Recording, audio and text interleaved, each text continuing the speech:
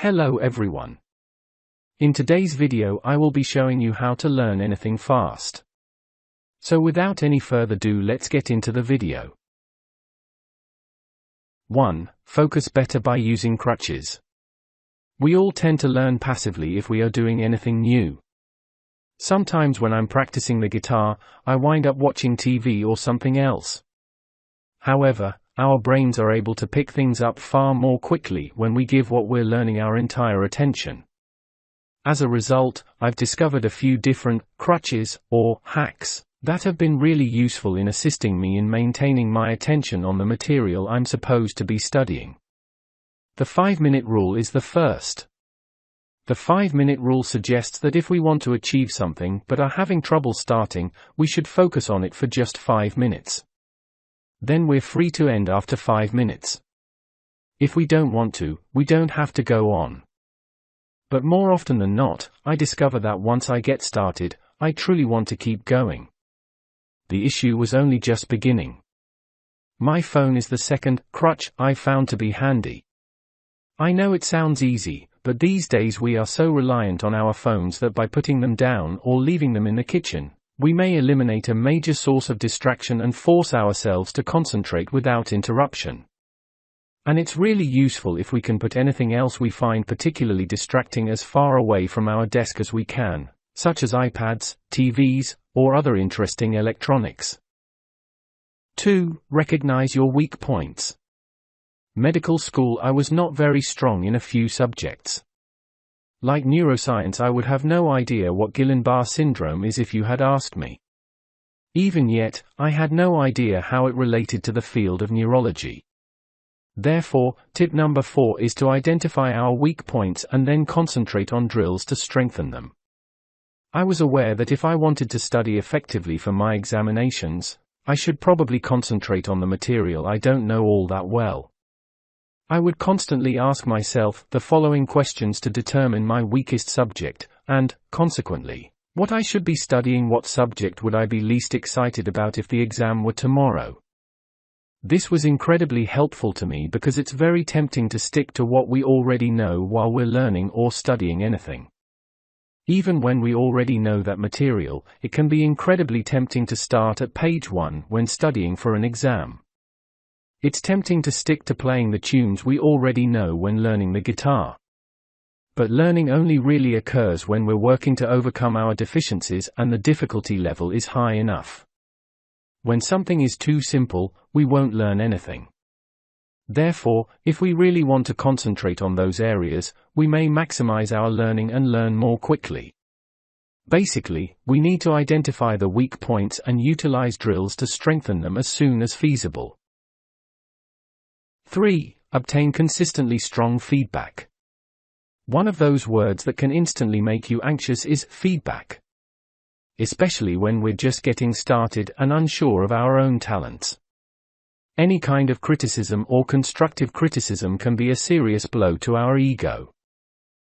Therefore, I believe that rather than necessarily providing critical feedback at the beginning of any learning process, we need to inject positivity and enthusiasm.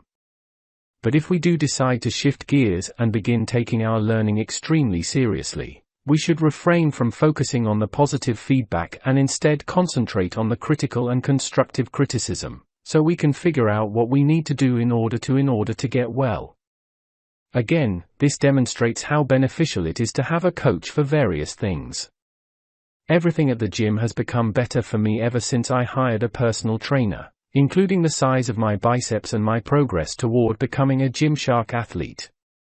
It's all because I have company who can give me advice on what I should do differently. In the past, I probably trained irregularly and occasionally asked a friend to review my form. The feedback loop wasn't extremely tight. But now I understand that learning, whether for examinations or for anything else in life, is encouraged by these close feedback loops. 4. Continue to learn.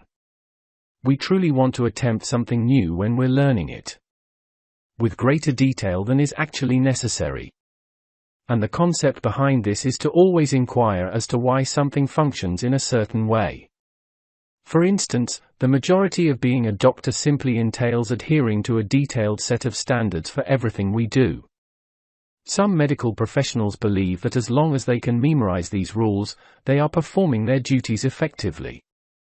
However, for other doctors, they use a first principles strategy, and genuinely attempt to ascertain the rationale behind the existence of such restrictions as well as the strength of the supporting data. It's challenging, in my opinion, to conclude that Camp 2's physician is inherently superior to Camp 1's. However, the type of physician that I want to be the doctor who has a fundamental understanding of the subject, and has made an effort to comprehend the justification for actions rather than simply memorizing the rules. The phrase, overlearning, can also be used to describe learning the guitar. Following a lesson makes learning a song very simple for us. The issue with following a tutorial is that we are merely conditioning our fingers to go to a specific location.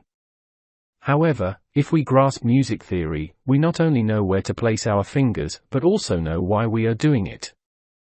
We therefore have a greater understanding of why things are the way they are, even though the outcome is the same and we play the same game. Additionally, it makes learning anything else in that field much simpler and more effective. 5. Employ spacing. There is a technique for studying known as spaced repetition. In essence, a man by the name of Hermann Ebbinghaus discovered this idea known as the forgetting curve in the 1800s. And the forgetting curve informs us that after a certain amount of time, we will forget anything we have learned, be it a fact, a skill, or anything else. In other words, memory loss is a natural process. Therefore, in order for our brain to completely process the information, we must continually test ourselves on the subject. Similar to how our muscles atrophy and weaken if we don't utilize them, in a similar vein, if we acquire a language when we are 5 years old and don't use it for the following 10 years, much of it will be lost in our brains. Thankfully, this idea of periodic repetition allows us to overcome the forgetting curve. This holds true for every type of learning. The theory goes that if we want to encode something into our long-term memory, we need to learn it multiple times at different times. As an illustration, if I were learning a song on the guitar, I would put it to practice on the first day, the next day, a month later, and then 6 months later. And by distributing the practice of this activity, it will eventually become muscle memory. I won't need to practice it much, hence for me to be able to play it whenever I want very much longer. There are numerous excellent programs you may use if you want to incorporate spaced repetition into your own learning, particularly fact-based learning. Personally, I like Anki. It's a fantastic tool that completely changed how I experienced medical school. However, there is a small learning curve. So thanks for watching.